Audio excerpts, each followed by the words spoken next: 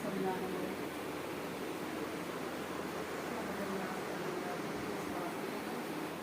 ప్రేమతో కూర్చున్నాం.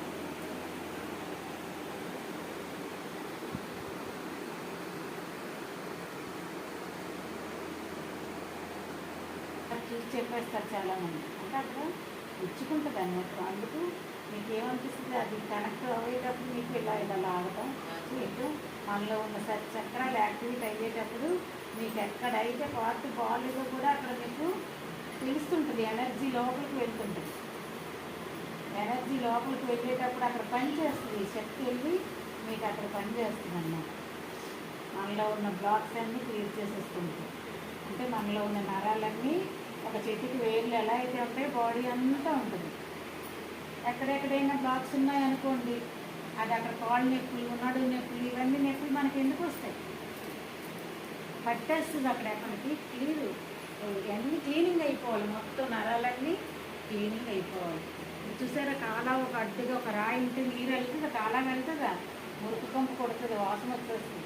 అది వెళ్ళలేక అంతెందుకు స్టంట్లు అంటూ వేసేసుకుంటున్నారు హార్ట్లో. వల్ల ఈ బ్లడ్ సర్క్యులేషన్ అవ్వక అక్కడ వేసుకోవాల్సి వస్తుంది, అక్కడ అడ్డు అయిపోతుంది. అంటే సర్క్యులేషన్ బాడీ అంతా అవ్వకపోతే, మన లోపలికి విశ్వశక్తి వెళ్ళకపోతే ఎక్కడికక్కడ పెయిన్స్ వచ్చేస్తుంటాయి.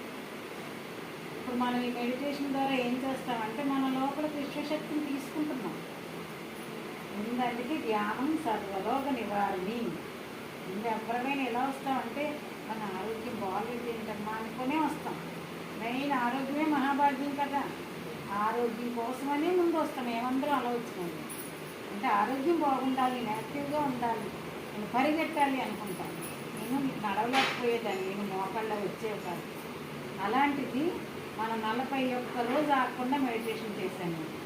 రోజుకు 3 గంటలు 3 గంటలు మా జగదీశ్వరి మేడం సెంటర్లోకి వెళ్ళి 3 గంటలు కూర్చుంటే అవన్నీ క్లీన్. మన 40 డేస్కి వెంటనే నేను యాక్టివ్ అయిపోయాను.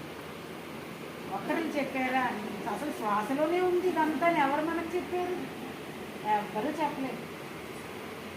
మన గురువు గారు వచ్చి సుభాష్ పత్రిజీ గారు, మీ శ్వాసలోనే మీ గురువు ఉన్నాడు, అసలైందంటే మీ శ్వాసలోనే ఉంది అని ఆయన చెప్పబట్టి ఇంతమంది తెలుసుకున్నారు. కానీ థాట్లెస్ అంటే ఆలోచన రైతు స్థితికి వచ్చేస్తే ఆవిడకి కూడా తొందరగా విశ్వమయ ప్రాణశక్తి ప్రవాహం జరుగుతుంది.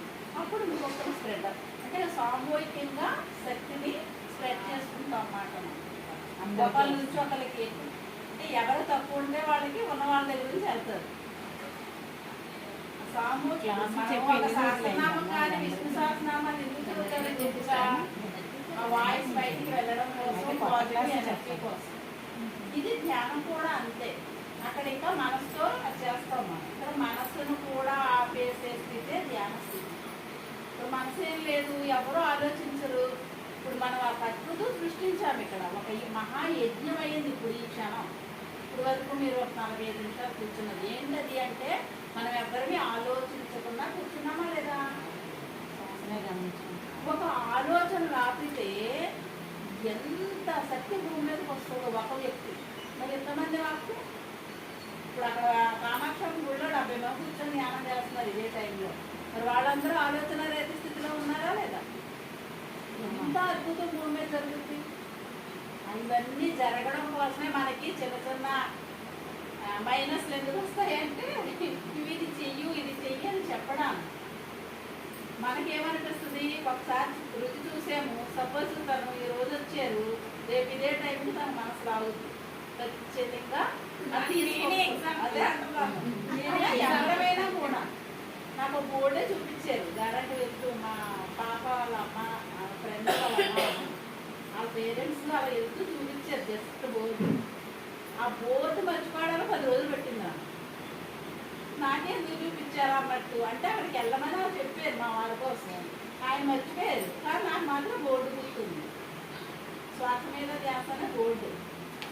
అది పూజ చేసిన ప్రతిసారి గుర్తొచ్చింది. నాకు తెలియకుండా ధ్యాన స్థితిలో కూర్చుండిపోయింది. ధ్యానం అని తెలియదు నాకు. అలా 10 రోజుల తర్వాత నేను అడిగాను, మాయ ఎందుకు గుర్తొస్తుంది నాకంటే ఒకసారి వెళ్ళి చూసి వచ్చేది అన్నాను. అలా వెళ్ళానమాట. నేను నాకేం బాగాలేదని వెళ్ళలేదు. నేను ఏదైనా కోరుకుని కూడా వెళ్ళలేదు. సెంటర్ చూసి వచ్చేద్దామని వెళ్ళాను. వెళ్ళిన దాన్ని లాగేది కానీ నాకు గొప్ప విషయం మేడం ఇంట్లో చెప్పినప్పుడు అదే అంటున్నాను. ఒక శ్వాస ఉందని ఎవరు చెప్పారు మనకి? ఎవరైనా మనం గుర్తు చేస్తారా? అమ్మమ్మ కానీ తాతయ్య కానీ వాళ్ళ అమ్మమ్మ వాళ్ళ వాళ్ళ తాతలు కానీ ఎవరో చెప్పరా. నాకు అక్కడ పట్టుకుంది బాగా.